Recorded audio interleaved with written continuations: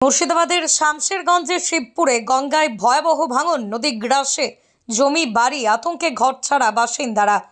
উত্তর থেকে দক্ষিণ উত্তরবঙ্গে অতিবৃষ্টিতে বাড়ছে নদীর জল, ফাঁসি দেওয়া নদীগর্ভে রাস্তা থেকে চাষের জমি। অন্যদিকে মুর্শিদাবাদে গঙ্গা ভাঙন, আতঙ্কিত এলাকাবাসী।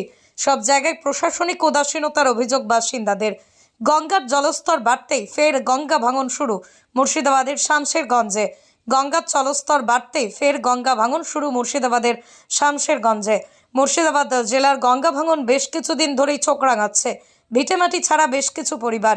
তবুও দেখা ছিল না প্রশাসনের। যদিও মুর্শিদাবাদের এই গঙ্গা ভাঙনের সমস্যা বহু বছরের, মুর্শিদাবাদের এই ভাঙন যন্ত্রণা উপেক্ষিত থেকে গেল আজও। মুর্শিদাবাদ জেলার শামশেরগঞ্জের মূলত ভাঙন কবলিত এলাকা, তারই মধ্যে এবছর ভাঙনের তীব্রতা বেশি থাকায় সমস্যার সম্মুখীন হচ্ছেন বাসিন্দারা। ভাঙন কবলিত এলাকার বাসিন্দাদের অভিযোগ, দীর্ঘদিন ধরেই তারা গঙ্গা তীরবর্তী এলাকায় নিজের জমিতেই বসবাস করে আসছেন, কিন্তু গঙ্গা ভাঙনের জেরে তলিয়ে যাচ্ছে একাধিক ভিটেমাটি, ঘরছাড়া হতে হচ্ছে একাধিক পরিবারকে।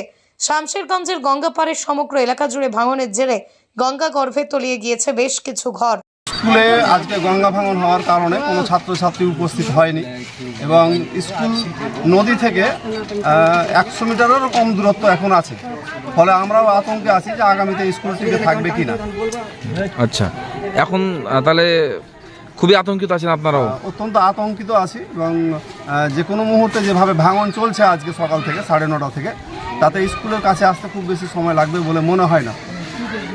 ছাত্রছাত্রীরা কেউ আসছে না? আজকে কোনো ছাত্রছাত্রী উপস্থিত হয়নি।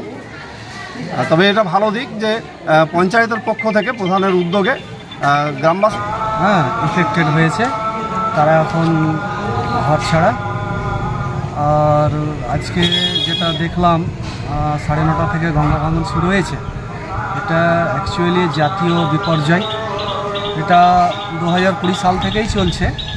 আমাদের সেই পরিপ্রেক্ষিতে মাননীয় মুখ্যমন্ত্রী মমতা বন্দ্যোপাধ্যায় সেটার দিকে দেখে প্রায় 100 কোটি টাকা টেন্ডার করেছিল এবং আমরা বিগত দিনে দেখলাম যে ভোট পারপাসে 3 থেকে 4 মাস মতো কাজ বন্ধ হয়ে যাওয়ায় আমরা কিন্তু পরিপূর্ণ সেই কাজটা করে তুলতে পারিনি। তারপরেও এখানে যে ভাঙনটা শুরু হয়েছে সেখানে কিন্তু আমাদের যথেষ্ট হারে কাজ হয়েছিল। সাদা বস্তা থেকে শুরু করে আমরা পিচিং বস্তা, কালো বস্তা দিয়ে যথেষ্টভাবে সেটা আমরা মেরামতির কাজ করেছিলাম। এখন তাদেরকে কোথায় রাখা হলো যারা ভাঙন ইফেক্টেড? এখনও তাদেরকে রাখার ব্যবস্থা করতে পারিনি, এই জন্য যে যাদের ঘর বাড়ি ভেঙে গেছে তাদের কিছু সরঞ্জাম ছিল, তারা এখন সেগুলো অন্যত্রে নিয়ে যাওয়ার একটা ব্যবস্থা করছে। তারা এখন ছড়িয়ে ছিটিয়ে রয়েছে। আমরা এখানে যে যখন আমাদের কাছে এই খবর আসে যে চাচণ্ডয় এই সমস্যা হচ্ছে, তো আমরা তারপর থেকে আমরা একটা আমাদের টিম পাঠিয়েছি। আমাদের ওখানকার মানুষের কী প্রয়োজন আছে সেগুলো, এবং প্রাথমিকভাবে যে কটি বাড়ি ভেঙেছে বা নদীগর্ভে তলিয়ে গেছে সেটা ছাড়াও বেশ কিছু বাড়ি আছে যারা ভয়ে বা আতঙ্কে ঘর ছাড়ছে।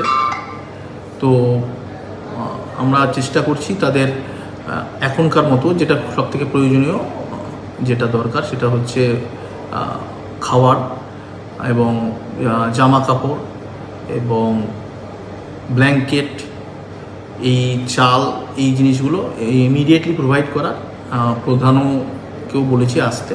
তো উনি আসলে আমরা এটা প্রোভাইড করে দিচ্ছি। থাকার জন্য কোনো ব্যবস্থা এখনো পর্যন্ত? থাকার জন্য এই মুহূর্তে আমরা আলোচনা চালাচ্ছি যে কাছাকাছি কোথাও একটা জায়গা স্থির করা, সেটা প্রধানকে দায়িত্ব দিয়েছি। প্রধান আমার সঙ্গে কথা বলবেন, বলার পরে সেই সব জায়গায় আমরা ব্যবস্থা করে দেবো।